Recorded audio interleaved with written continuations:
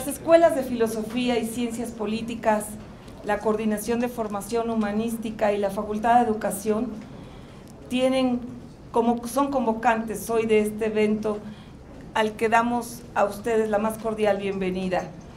La ocasión que nos reúne cumple con el deseo de dar continuidad a una tradición de conmemorar la festividad de San Agustín con una reflexión desde la academia que se ha extendido a lo largo de décadas en las escuelas de filosofía y ciencias políticas. San Agustín, el filósofo inquisitivo, el espectador analítico de la realidad de su momento histórico, nos sale al paso con su elocuencia y agudeza de juicio para ayudarnos a entender nuestro propio contexto vital. San Agustín logra provocar, no importa la latitud o la época, incisivos cuestionamientos que emanan de un profundo conocimiento del alma humana.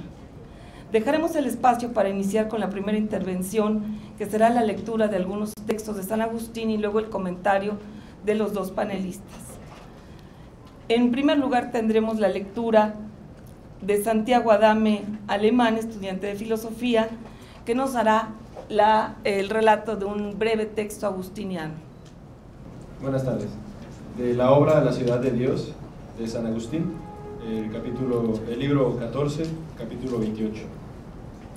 Dos amores fundaron pues dos ciudades, a saber, el amor propio hasta el desprecio de Dios, la terrena, y el amor de Dios hasta el desprecio de sí propio, la celestial.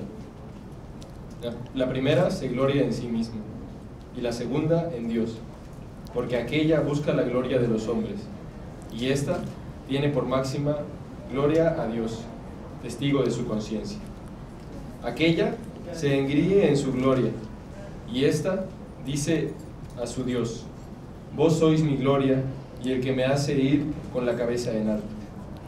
En aquella, sus príncipes y las naciones avasalladas se ven bajo el yugo de la concupiscencia del dominio, y en esta sirven en mutua caridad los gobernantes aconsejando y los súbditos obedeciendo. Aquella ama su propia fuerza en sus potentados, y esta a su Dios. A ti he de amarte, Señor, que eres mi fortaleza. Por eso, en aquella, sus sabios, que viven según el hombre, no han buscado más que o los bienes del cuerpo, o los del alma, o los de ambos, o los que llegaron a conocer a Dios, no le honraron ni dieron gracias como a Dios, sino que se desvanecieron en sus pensamientos y su necio corazón se oscureció, creyéndose sabios, es decir, engañados en su propia sabiduría a exigencias de su soberbia. Se hicieron necios y cambiaron la gloria del Dios incorruptible en semejanza de imagen de hombre corruptible, y de aves, y de cuadrúpedos, y de serpientes. Porque o llevaron a los pueblos a adorar tales simulacros, yendo ellos al frente, o los siguieron, y rindieron culto y sirvieron a la criatura antes que al Creador, que es bendito por siempre. En esta, en cambio, no hay sabiduría humana, sino piedad, que funda el culto legítimo al Dios verdadero, en espera de un premio en la sociedad de los santos, de hombres y de ángeles, con el fin de que Dios sea todo en todas las cosas. Vamos a dar inicio entonces a la primera de las intervenciones del panel, que corre a cargo del licenciado Manuel Díaz Cid. Él prácticamente no requiere introducción, simplemente decir que además de sus méritos como académico en el ámbito de la historia del pensamiento político, del análisis político contemporáneo en México, de la realidad política latinoamericana y de la geopolítica, tiene por San Agustín una predilección especial. Ha tomado de él infinidad de lecciones para su propia formación y nos regala entonces su reflexión en este panel. Muy buenos días. Muchas gracias a la academia que me ha invitado a participar en este encuentro sobre el pensamiento agustiniano y en particular sobre el libro de la ciudad de Dios. Dice Monseñor Octavio de Ricci: la fuente de la sabiduría agustiniana proviene, pues, de su encarnación en la vida de su propio autor. Reflexión que nos hace ver que había una gran riqueza interior en San Agustín que se fue descubriendo de una manera progresiva. El pensamiento de Aurelio Agustín no fue el resultado de un momento de iluminación, sino una amplia gama de ideas que fueron apareciendo y le fueron dando la profundidad y la claridad de su exposición. Aurelio Agustín escribió siempre con la energía de alguien que está completamente convencido de las bondades de sus ideas. Hay un itinerario doctrinario que va llevando a San Agustín de la mano al encuentro con los grandes pensadores de su época. El periplo se inicia en Tagaste, ciudad de la que es originaria Aurelio Agustín, ciudad que correspondería hoy a alguna de las poblaciones de Argelia, en el norte de África. En Tagaste se manifiesta un joven rebelde, un joven inquieto, que formando pandilla con sus amigos se volvía el azote de los vecinos que estaban cansados de sus permanentes incursiones en el saqueo de los sembrados de peras, en los que arrancaban las peras y las tiraban, porque como estaban verdes, nadie las podía comer. Dice Aurelio Agustín sobre sí mismo: había llegado a alcanzar la búsqueda del mal por el mal mismo.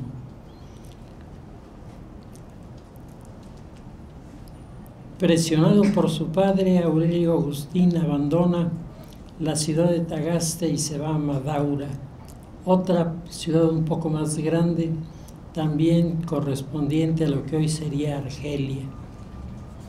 Y aquí para Aurelio Agustín ocurre uno de sus encuentros más importantes, el encuentro con la lectura.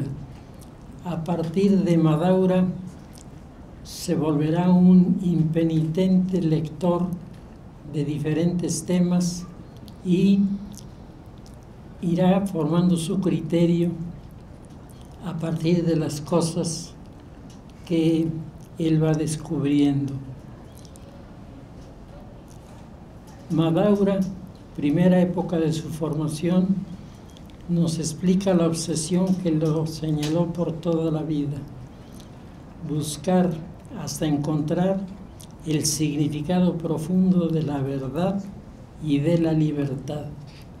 Si de alguien se puede hablar como el gran protector, el gran defensor de la libertad y de la verdad, indiscutiblemente es precisamente Aurelio Agustín.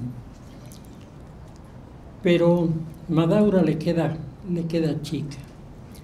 Abandona Madaura atraído por lo que en aquella época en el norte de África constituía uno de los grandes centros comerciales, la ciudad de Cartago. Ahí comienza a impartir sus primeras clases de retórica, ya que su propósito principal era ser un retórico que fuera escuchado por el Imperio Romano y que sus ideas calaran al interior de esa sociedad. Sin embargo, Roma será para Aurelio Agustín una experiencia dolorosa y traumática. Aurelio Agustín tenía muchos dones espirituales, pero tenía para intentar ser un buen orador, tenía un problema. Su voz era atiplada y no tenía mucha potencia en la voz, por lo que mucha gente, en lugar de tomar en serio sus argumentos, se reía, y para Aurelio Agustín es su primera derrota en Roma, que no le cuestiona sus ideas, sino le cuestiona las formas en las que lo expresaba y que no eran del agrado de la comunidad.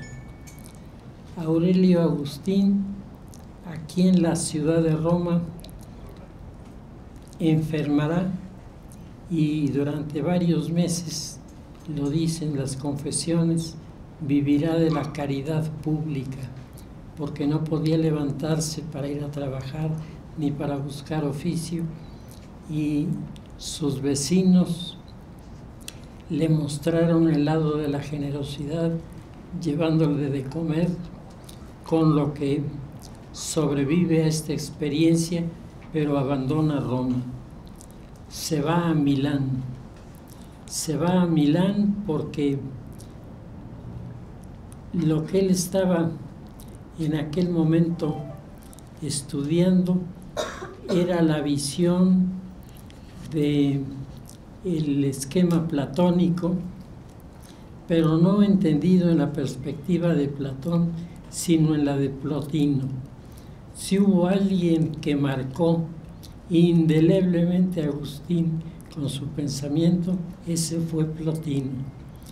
Plotino, lo mismo que el libro del Hortensio de Cicerón, al cual le dedica páginas enteras que muestran, por una parte, la existencia real del texto, porque está perdido el Hortensio, pero al mismo tiempo nos presentan a Cicerón como lo que era, un pensador mediocre, un pensador que no alcanzaba los niveles de intelectualidad de la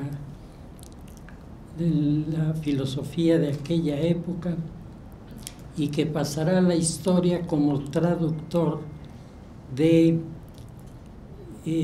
pensamiento de la filosofía política de Platón en el libro de la República, en donde va haciendo una explicación en este sentido. Aurelio Agustín se ha vuelto para aquella época maniqueo. El maniqueísmo, que estaba dirigido por Manes, provenía de la región de Asia y era un planteamiento en el que los temas se mezclaban de manera fascinante, pero no había respuestas, no había un conocimiento que pudiera darle mayor consistencia. Será Plotino nuevamente el que introduce con su exposición sobre el uno con mayúscula, que es parcialmente el argumento de Aurelio Agustín para señalar su primer encuentro con Dios, que en él pareció no haber dado mayor efecto. Será en la ciudad de Milán en donde, oyendo hablar a Ambrosio, San Ambrosio, oyendo aquellas intervenciones que tenía Ambrosio en la catedral de Milán, algo comenzó a iluminarse en el corazón y en la mente de Aurelio Agustín, que le señalaba que estaba llegando al final de su itinerario, ya para esa época se ha reunido con él su madre Mónica, que fue en buena parte la autora del periplo intelectual de Agustín, y por otro lado su hijo Adeodato. Agustín tuvo un hijo fuera de matrimonio. Agustín tuvo un hijo que al parecer la mujer con la que concibe el hijo era hermana de uno de sus alumnos, y la situación no resulta muy halagüeña para el personaje, pero este hombre, que era a veces irónico, en otras ocasiones colérico, en algunas más un soñador, este hombre tenía también el aparato de su material, de su materia, que era su propio cuerpo, y al parecer las francachelas en la primera época de estancia en el norte de África le dejará un mal recuerdo, porque al convertirse al cristianismo, Aurelio Agustín va a golpear con enorme fuerza precisamente a los que se mantienen al margen de las decisiones. San Agustín se reúne en Milán, en una pequeña villa llamada Casiciaco. Es Casiciaco el crisol del pensamiento de Aurelio Agustín. Aquí aprendió todo lo que tenía que aprender. Aquí lo descubrió reflexionando, y se presenta esa figura, esa extraña figura que se repite en la vida de Agustín, un niño que le habla y le dice, cuando él está paseando en el jardín de la pequeña villa de Casiciaco, el niño le dice, toma y lee. Y entonces él va a buscar qué cosa lee, y encuentra el Evangelio, y leyendo el Evangelio encuentra lo que estaba buscando. Encuentra que la verdad hace al hombre libre. La verdad es el factor fundamental de la libertad. Entre más cerca estás de la verdad, más cerca estás de la libertad. De ahí aquella expresión malinterpretada por muchos, de ama y haz lo que quieras, que era su divisa, porque era muy poco formalista y más bien era dado a ciertos arrebatos que después, con una gran capacidad intelectual, sintetizaba en sus libros, que lo identificaron primero con la corriente del estoicismo, pero después fue acercándose al manicaísmo. Tiene un encuentro con el jefe de los maniqueos, Fausto, y queda absolutamente decepcionado de esta doctrina, de tal forma que se convertirá en su enemigo. Era polémico. A Aurelio Agustín le gustaba la polémica. Si ustedes en su computadora buscan a Aurelio Agustín, lo van a encontrar acompañado de un gran número de textos que están escritos contra los seguidores de las corrientes del paganismo en aquella época. Regresa a Cartago y en Cartago, por aclamaciones, proclamado obispo, con lo que inicia para él una experiencia que le cambia totalmente su estilo de vida y su forma de pensar, que era el atender como obispo a toda aquella región del norte de África, en donde había muchas pequeñas comunidades cristianas, pero no había ni sacerdotes, ni había algo que los uniera. Para Aurelio Agustín eso se convierte en una necesidad a resolver. Para el año 400 de la era cristiana, Aurelio Agustín había renunciado ya a escribir. Él decía que ya no tenía interés por escribir, que se iba a dedicar de lleno a la pastoral de Hipona, que era lo que era su responsabilidad.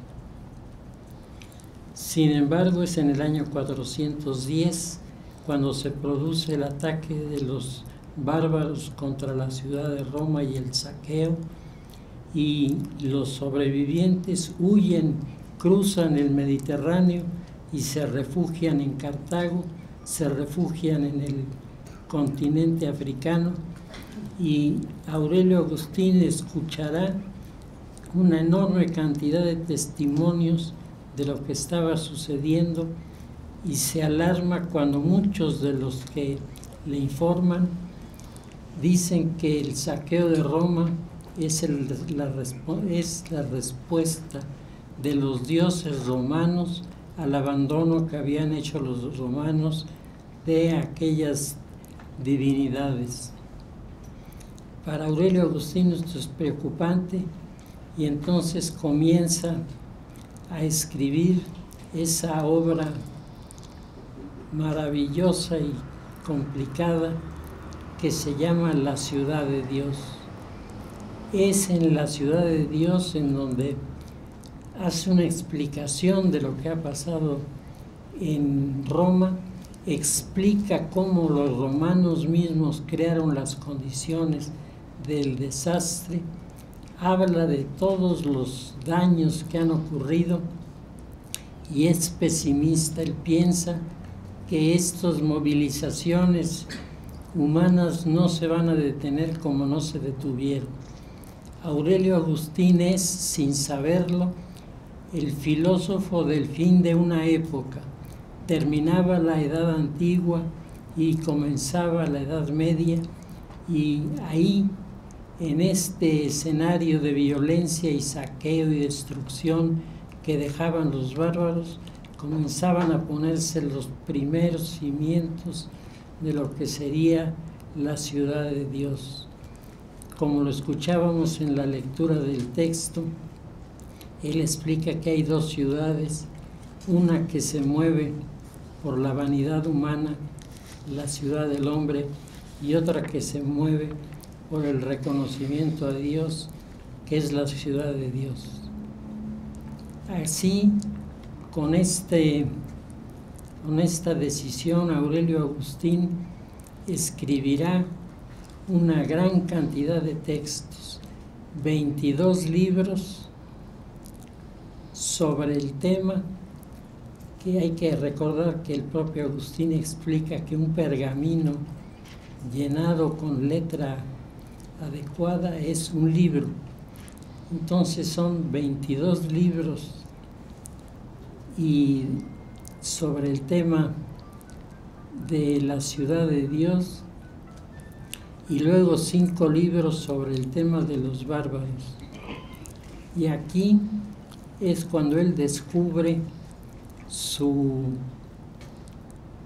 interés por el tema de la historia. Hace en el libro de La Ciudad de Dios una explicación histórica de los grupos políticos, de los regímenes políticos, de las responsabilidades de los líderes con sus pueblos. Ya él había concebido la idea de un monarca que no fuera cristiano y tuviera una grey dividida entre cristianos y bárbaros.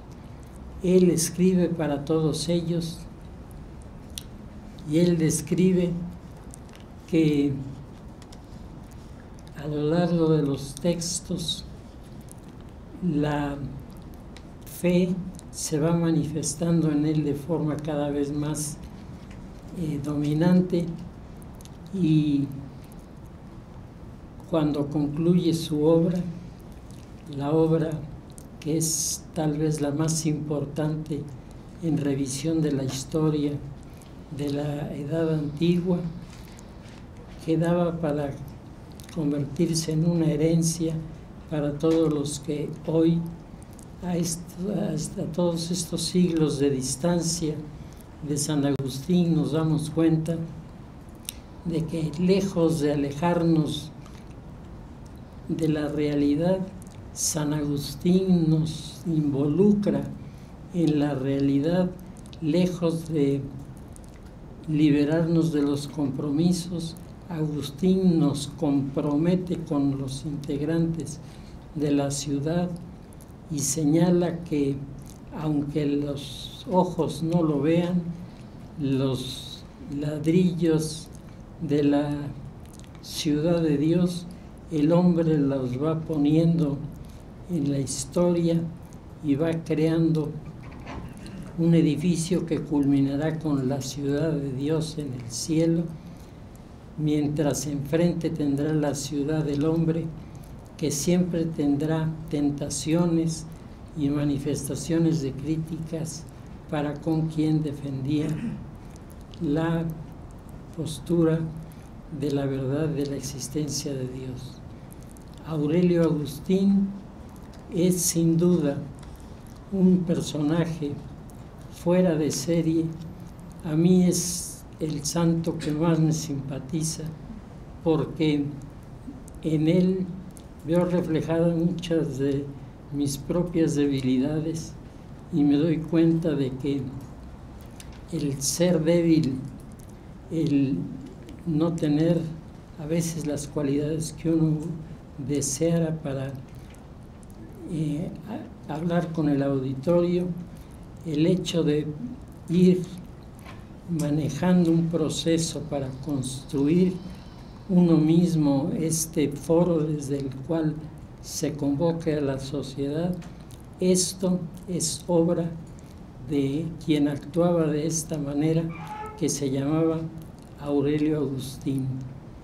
Hoy, en la vida de los santos, San Agustín, y hoy, en la vida de los filósofos, la raíz de una de las más importantes corrientes de la filosofía, que a tantos años de distancia sigue teniendo en Agustín la referencia inevitable cuando se trata de la historia del mundo antiguo, su valoración y su proyección hacia el futuro. Muchas gracias.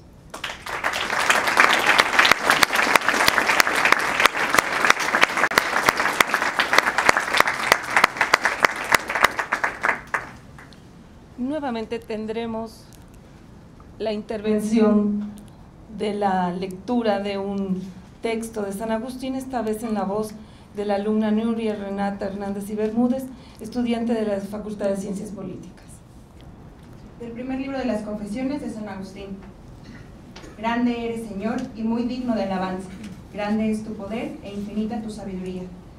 Y te quiere alabar el hombre, que es una parte de tu creación, y precisamente el hombre que lleva por todas partes su mortalidad, que lleva consigo el testimonio de su pecado y el testimonio de que resistes a los soberbios. A pesar de todo, quiere alabarte el hombre, que es una parte de tu creación. Tú mismo le incitas a ello, para que se deleite en alabarte, porque nos hiciste, Señor, para ti, y nuestro corazón está inquieto hasta que descanse en ti.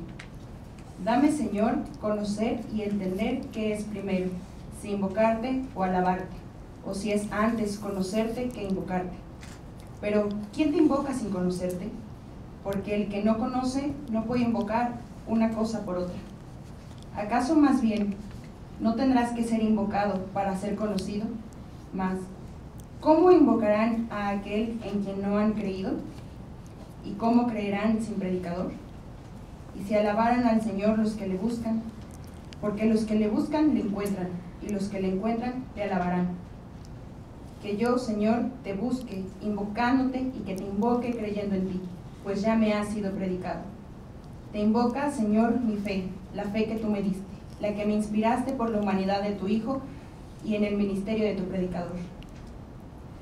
Pero, ¿cómo invocaré yo a mi Dios y mi Señor? Porque sin duda, cuando le invoque, le llamaré para que venga a mí. ¿Y qué lugar hay en mí a donde venga mi Dios a mí? ¿A dónde venga mi Dios a mí? El Dios que hizo el cielo y la tierra.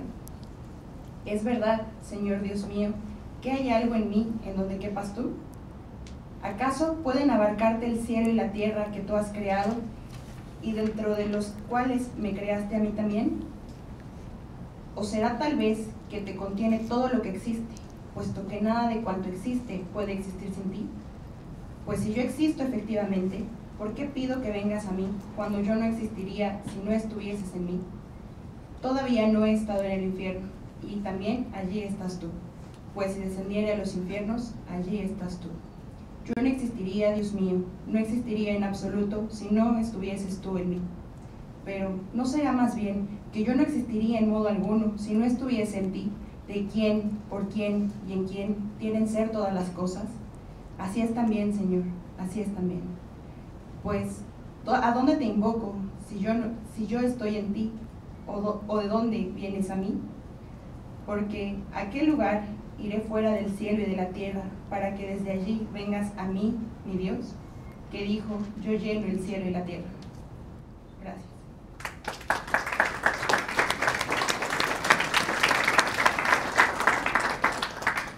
Muchas gracias, Renata.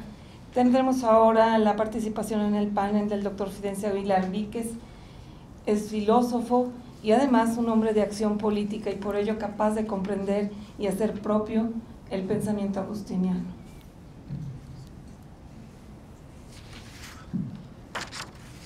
Muchas gracias igualmente a las escuelas convocantes, a la facultad convocante, a la coordinación. Muchas gracias, don Manuel, también por haberme dado la oportunidad de estar nuevamente con usted después de algunos años. En el 2003 estuvimos en un evento similar intitulado De Hipona a Puebla, y hoy el título pues es más largo. Entonces quisiera yo entrar en el texto que he preparado para esta ocasión de forma inmediata. El título de este panel es harto sugerente: la búsqueda de sí mismo. Hay que buscar algo especial y curioso, nosotros mismos, nuestro propio ser, algo que tenemos pero que está ausente, por eso hay que buscarlo. Y esto denota que estamos incompletos, que somos insuficientes, pero que tenemos ese impulso, ese resorte que nos lanza a buscar nuestro propio ser. Hemos escuchado en el texto de las confesiones que San Agustín le dice a Dios: tú mismo le incitas a ello. Luego seguimos leyendo en el largo título de este evento, San Agustín y los espíritus inquietos. Ciertamente hemos leído que es un panel dedicado al santo de Hipona. Ahora me parece que nos podemos preguntar, ¿quiénes son esos espíritus inquietos? Y nosotros estamos aquí porque queremos saber quiénes son esos espíritus, o porque de una u otra forma nosotros mismos consideramos que somos esos espíritus inquietos y queremos ver qué dice San Agustín, qué les dice a esos espíritus que de entrada parece ser que somos nosotros. Por eso estamos aquí y esperamos encontrar algo sin duda. De tal manera que volvemos a la búsqueda de sí mismo, a la búsqueda del propio ser, del propio yo, del propio rostro. Desde luego no es tarea fácil, no es sencillo y a final de cuentas es algo que nadie más que nosotros mismos tenemos que recorrer en lo personal. Es una tarea difícil, confusa y difusa. En efecto, a estas alturas no sabemos quiénes somos o por momentos nos desconocemos. Queremos saber y nuestro propio ser se nos esconde, se escabulle, se confunde, se difumina y se diluye. La filosofía tiene entonces la tarea de ayudarnos en ese largo y sinuoso camino. Ella nos ayuda a ubicarnos en el concierto de la existencia y de la realidad. El conócete a ti mismo, que Sócrates tomó en serio como vocación y tarea en el templo de Delfos, se ha vuelto desde hace 25 siglos la ocupación fundamental y primordial de la filosofía, la tarea fundamental para el ser humano, saber quién es. Tal es en el fondo el propósito de toda filosofía, abrir el horizonte para que el hombre encuentre su lugar existencial, lo cual supone la posibilidad o admisión de que ese lugar existe. De esta suerte, la pregunta inicial sobre quién soy se vuelve una búsqueda en que consistirá propiamente vivir y saber vivir, la vida y su significado. La filosofía se vuelve búsqueda de la verdad. Cito el capítulo 7 de las Confesiones. Allí que estaba la inconmutable y verdadera eternidad de la verdad sobre mi mente mudable. Fin de la cita. Aquí encuentra el primer dato, el alma, el yo, que le da certeza en su búsqueda. La verdad existe y se encuentra visible al alma, al yo, en nuestra interioridad. La filosofía con ello ayuda al hombre, hombre y mujer, al ser humano, a colocarse en la base misma del ser, que significa conducirse como persona. Ubicarse en la vida como persona, como un yo, no es simplemente encajonarse en un esquema de conducta social, político, económico o religioso, para caminar según un orden universal impuesto por Dios y ya. Ubicar el yo no es ubicar una cosa. Una cosa se ubica en un esquema o en un orden. El yo no puede ubicarse como una cosa, aunque se trate de un sistema religioso. Y para que se ubique como tal, es preciso que interiorice, es decir, que haga suyo el orden universal o la doctrina religiosa que profesa. Esto vale incluso para el mismo cristiano. Él no puede aceptar la doctrina cristiana como algo de fuera, como algo impuesto, sino que necesita hacer suya esa doctrina en la vivencia concreta de su yo, lo cual significa que el contenido del cristianismo, que es Cristo, se vuelve el cuestionamiento más profundo y radical de su realidad íntima, de su yo. El yo se vuelve así el tema central de la filosofía, la gran cuestión. Esto supone la búsqueda de la verdad y la iniciativa y creatividad de la libertad. Verdad y libertad, como lo ha señalado don Manuel, son los dos temas fundamentales de San Agustín. Aquí radica la diferencia más profunda entre las cosas y el yo del ser humano. Las cosas, ciertamente, cumplen sus leyes sin la propia iniciativa, según sus principios intrínsecos de su ser, pero no necesitan de la creatividad. El hombre, en cambio, en la búsqueda de sí mismo, en la indagación de la verdad, requiere de su iniciativa y versatilidad para resolver los problemas, sobre todo el principal, que es autodeterminarse, constituirse como yo. En ello pone en juego y compromete su propio ser. El camino hacia la verdad, en cuyo seno se encuentra el yo como la gran cuestión, magna quaestio, es la autoconciencia. Veamos el libro de Vera Religione, en donde San Agustín señala que en el interior se encuentra la verdad, y es allí donde se manifiesta el alma dotada de razón. Dice San Agustín: encamina pues tus pasos allí donde la luz de la razón se enciende. Pues ¿a dónde arriba todo buen pensador sino a la verdad? La cual no se descubre a sí misma mediante el discurso, sino es más bien la meta de toda dialéctica racional. Mírala como la armonía superior posible y vive en conformidad con ella. Confiesa que tú no eres la verdad, pues ella no se busca a sí misma, mientras tú le diste alcance por la investigación, no recorriendo espacios, sino con el afecto espiritual, a fin de que el hombre interior concuerde con su huésped, no con la fruición carnal y baja, sino con subidísimo deleite espiritual. Fin de la cita. La verdad trasciende el aspecto sensible, aunque también se manifiesta en lo sensible, sin embargo no se queda allí. Asciende hacia lo inteligible, lo cual patentiza que es visible a los ojos de la razón, del alma, cuya visión no puede ser sino interior. En este sentido, interior significa intelectual, concerniente al pensamiento en particular. Aun cuando el alma no esté segura del contenido de su pensamiento y dude, no podría dudar si no viviera. Aquí se encuentra y radica la conciencia de sí como evidencia intuitiva, y esa conciencia es la afirmación del propio ser. Sé que vivo, y vivo porque soy, y me doy cuenta de ello a través del pensamiento. En otras palabras, el alma sabe que existe y que piensa, pero no sabe de dónde le viene ese saber. De ahí que tal certeza no descansa en sí misma.